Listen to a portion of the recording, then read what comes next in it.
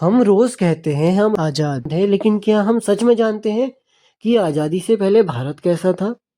क्या सिर्फ अंग्रेजों के चले जाने से एक देश आजाद हो जाता है?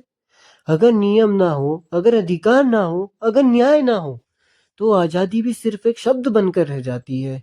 यही कारण है कि भारत को आजादी के बाद संविधान की सबसे ज्यादा जरूरत पड़ी। भारत एक देश नहीं, एक गुलाम कॉलोनी था।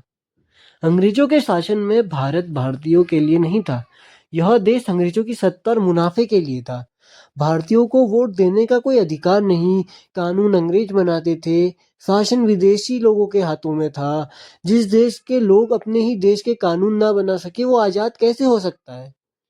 कानून था लेकिन न्याय नहीं था। अंग्रेज अधिकारी भारतीयों को बिना कारण गिरफ्तार कर सकते थे।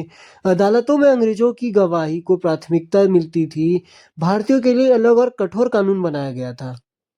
कानून ताकतवर के लिए था, सजा कमजोर के लिए। जलियांवाला बाग, जब इंसान की जान की कोई कीमत नहीं थी। 13 अप्रैल 1919। निहत्थे लोग, शांत सभा और अंधाधुंध गोलियां। कोई चेतावनी नहीं, कोई मुकदमा नहीं, कोई सजा नहीं। अगर किसी देश में सरकार अपने ही लोगों को मार दे और उसे कोई जवाब ना देना पड़े, तो वहां संविधान की कमी साफ दिखाई देती है। रॉलेट एक्ट काले कानून का प्रतीक माना गया है, क्योंकि इसमें बिना वारंट के गिरफ्तारी, बिना मुकदमों के जेल, प्रेस और भाषण पर रोक लगी हुई थी। सच बोलना अपराध था और चुप रहना मजबूरी थी उस टाइम पे। गरीबी, अकाल और आर्थिक शोषण भी इस टाइम पे बहुत ज्यादा था। किसानों से जबरदस्ती नील और नकदी फसलें उगाई जाती थी। भारी टैक्स उनसे लिया जाता था। और अगर अकाल भी होगा तो उसमें भी टैक्स की वसूली की जाती थी। 1943 का बंगाल अकाल तो हर किसी को याद है, जिसमें लाखों लोग भूख से मरे थे। अनाज होते हुए भी लोगों को नहीं दिया गया। ये प्राकृतिक आपदा नहीं, ये एक निर्दयी व्यवस्था का परिणाम था। क्योंकि उस टाइम पे जो भी के राशन वगैरह था, ये अंग्रेजों की गोदामों में सड़ रहा था, फिर भी इन्होंने लोगों को नहीं दिया। सामाजिक असमानता और भेदभाव, जाति के आधार पर भेदभाव, दलितों को मंदिर और पानी से दूर रखा गया, महिलाओं को शिक्षा और अधिकार नहीं।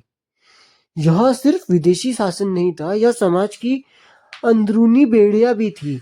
और यहीं से इसे अंग्रेजों ने भी अलग नहीं किया, क्योंकि उनका सिंपल था, डिवाइड एंड रूल वाला फंडा था इनका यहाँ पे, कि मतलब इनको बटे रहने दो और हम इनके ऊपर राज करेंगे। क्योंकि जिस दिन अगर ये लोग एक हो जाते तो फिर उस दिन अंग्रेजों का शासन खत्म हो जाता। और ये अंग्रेज हरगिज नहीं चाहते थे कि ये चीज हो। आजादी मिली लेकिन समस्याएं खत्म होने का नाम नहीं ले रही थी। 15 अगस्त 1947 को भारत आजाद तो हो गया था, लेकिन देश के सामने नए सवाल खड़े हो गए थे कि देश कैसे चलेगा, सत्ता किसके हाथ में होगी, अधिकारी किसे मिलेंगे, अल्पसंख्यक और कमजोर वर्ग कैसे सुरक्षित रहेंगे। अंग्रेज चले गए थे, लेकिन अगर नियम नहीं बनते तो नया शोषण शुरू हो सकता था। तो एक समान कानून की व्यवस्था के लिए संविधान ने तय किया कि भारत में कोई राजा नहीं होगा, कोई गोरा काला नहीं होगा, सब कानून के बराबर होंगे। सत्ता जनता के हाथ में देने के लिए उनको वोटों का अधिकार मिला, सरकार चुनने की शक्ति मिली, सरकार से सवाल पूछने का हक मिला। पहली बार भारत में जनता मालिक बनी थी। संविधान ने दिए समानता का अधिकार, अभिव्यक्ति की आजादी, धर्म की स्वतंत्रता, शोषण के खिलाफ सुरक्षा। अब सरकार नागरिकों की नहीं, बल्कि नागरिक सरकार के मालिक बने। सामाजिक न्याय और सुरक्षा, आरक्षण व्यवस्था की गई, महिलाओं के अधिकार दिए गए, अनुसूचित जाति जनजाति की सुरक्षा की गई। राजनीतिक आजादी तब तक अधूरी है जब तक सामाजिक समानता ना हो।